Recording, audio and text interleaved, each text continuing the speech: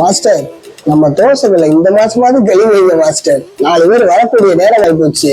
பாலாஜி, பஜார் போய் 4 நல்ல tea glass வாங்கிட்டு வந்து உள்ள வை. கஸ்டமர் போட்டு கொடுத்துறாங்க. எல்லாம் ஒரு காரணமா தான் சொல்றேன். வாங்கிட்டு வந்து உள்ள வை. தோசைகள்ல கழுவு சொல்றாரு, டீ கிளாஸ் வாங்க சொல்றாரு. ஒருவேளை ஓனர் திரும்பிட்டாரோ? என்ன மாஸ்டர் ரொம்ப நேரமா யோசிச்சுட்டு இருக்கீங்க? என்னடா கல்ல கழுவ சொல்றேன், டீ கிளாஸ்ல வாங்க சொல்றேன் நினைச்சிட்டு இருக்கியா? எதுக்கு வாங்க சொல்றேன்னா, நம்ம தொகுதியில இந்த வேட்பாளர்கள் எல்லாம் இருக்காங்கல்ல, அவங்க எல்லாம் வர வேண்டிய நேரம் ஆகி போச்சு. போடுறேன், டீ போடுறேன், பரோட்டா போடுறேன், ரோட்டோட கடையில உட்காந்து டீ குடிக்கிறேன்னு சொல்லிட்டு வந்துடுவாங்க. அதுல வச்சு நம்ம கடையை டெவலப் பண்ணிடுவோம். ஓஹோ, அப்படியா சங்கதி? அதான பார்த்தேன். அண்ணாச்சியா கொக்கா?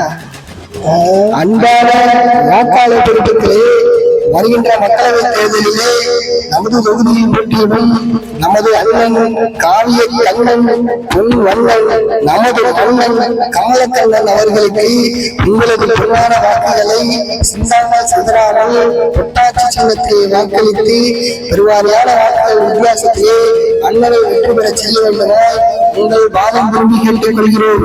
அவ்வாறு செய்வீர்கள் என்றால் தண்ணீர் சாலையை தார் சாலையாகவும் கடல் நீரை குடிநீராகவும் மாற்றுவதில் எந்த விதமான சந்தேகமும் இல்லை.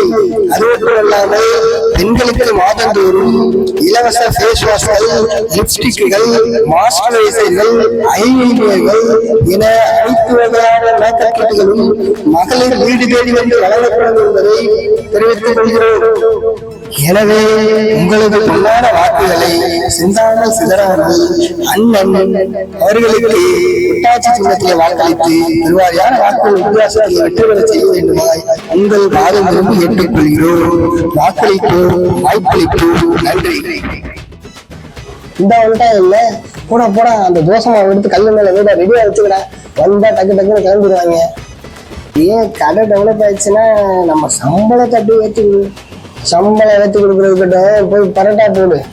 வியாபாரமே சம்பளம் ஏற்றுறதுக்கு வந்துடுவீங்க.